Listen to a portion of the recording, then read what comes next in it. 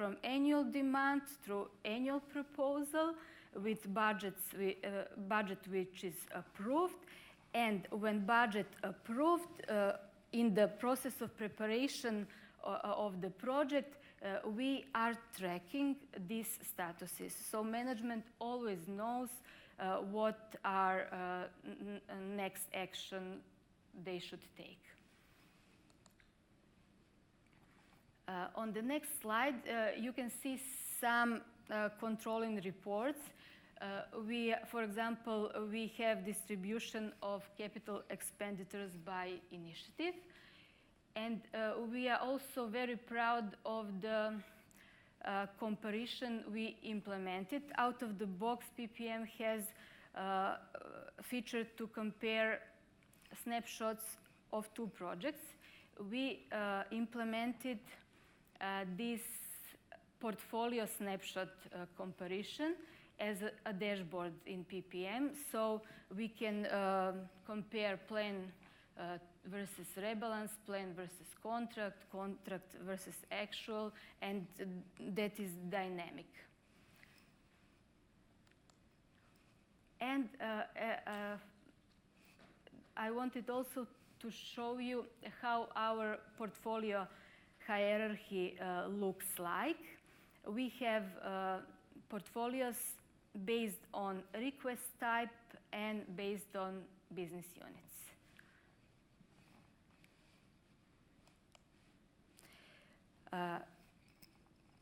We had several critical success factors for PPM implementation. Of course, it is very important to have management support for the demand, project, portfolio management processes, resource management, financial management, and all the components of PPM. Also, and we had luck to have that management support. We have also good liaison between IT management and management on the business side. And we were pretty ready to change and to adjust to the implemented processes. So we didn't have any problem with that, but we experienced some challenges with the skills of our people.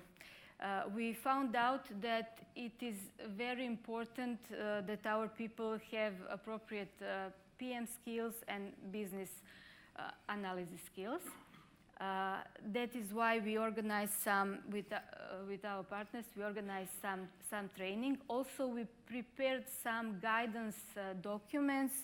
For example, we have guidance for tracking actuals, guidance for relating regular demand to business plan projects, because we want to relate that to streams.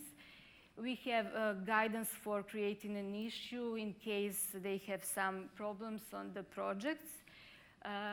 We also have guidance for how to create annual proposals from annual demand, which we receive from our business units. And even before PPM, we had a template for planning of IT budget. Regarding business analysis, we have in process preparation of some guidance for business analysis. We are mostly relying on Babok. I don't know if you have heard of Babok, but Babok has the most holistic approach to business analysis. So it is not easy to understand Babok, so we are trying to make some techniques which we think that can be used more digestive for our people and align them to our processes. So we are in the process of preparing some guidance regarding business analysis. We understand that we are on the PPM journey, and our managers really enforce employees to follow the established processes in order to get relevant data.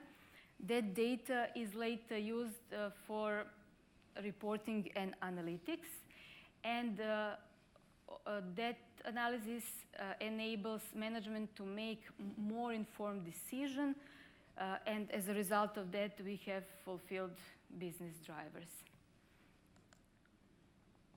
What are our next steps?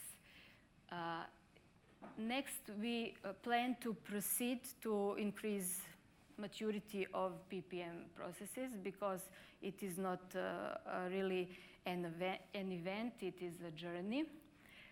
Now we are working on innovative product development process with our partners, and we are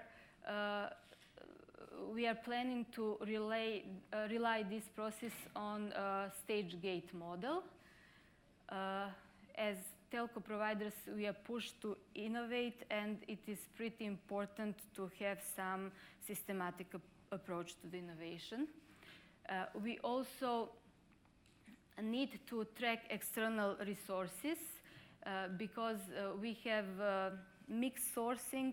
It is very important for us to have always budget that we need for external resources. Also, it is very important for us to know on what projects, what activities that budget is spent. We will continue with the portfolio optimization, and currently we have some manual work which requires some discipline in order to get all that reports. In this phase, we are trying to increase the automation level. We want to automate portfolio snapshot, not only project snapshot, but portfolio snapshot. And at last, we want to be more aligned with best practice. So we have implemented asset, and we will allocate OPEX costs to asset in order to put control on overall expenditures, CAPEX and OPEX. And for the end, I gave you some link to the case study we prepared 1.5 years ago with our partners from Micro Focus, then HP. And in that case study is related to how IT efficiency enables Telekom Serbia to be faster to market. That is all from me. If you have any questions. So Jay's going to lead some Q&A. I'm going to have a mic down here, Jay, for you in case you need me to grab any pieces from the audience. So is there any questions for Biljana? Or Jay, do you want to ask Biljana any specific questions yourself? Yeah, well, thank you very much. And for those who don't know me, I'm Jay Crackler, the product manager for PPM. But yeah, we thought we'd open up the QA not only for Telekom Serbia specific, but any other PPM questions you might have. But Biljana, I was wondering, did you see any parallels between your organization and Michelle's and their extended journey? Yes, for sure. I did see some similarities, and it was very useful for me to hear Michelle. And I think that we are at the beginning of agile transformation. We do not still have structured approach to agile management, but we are for sure going in that direction. How about reporting? What reporting tools are you using today with PPM? Our reports are mostly portlets in PPM. We are exporting the data in Excel and then make some Excel reports above them. We also had a challenge because our finance division has some Word template for budget justification. So we had challenged how to put all that data, and we found some workaround. We prepared Excel report from PPM portlet, and then wrote some simple code, Visual Basic code, which creates a Word document based on Excel spreadsheet data. Excellent. Any questions from the audience?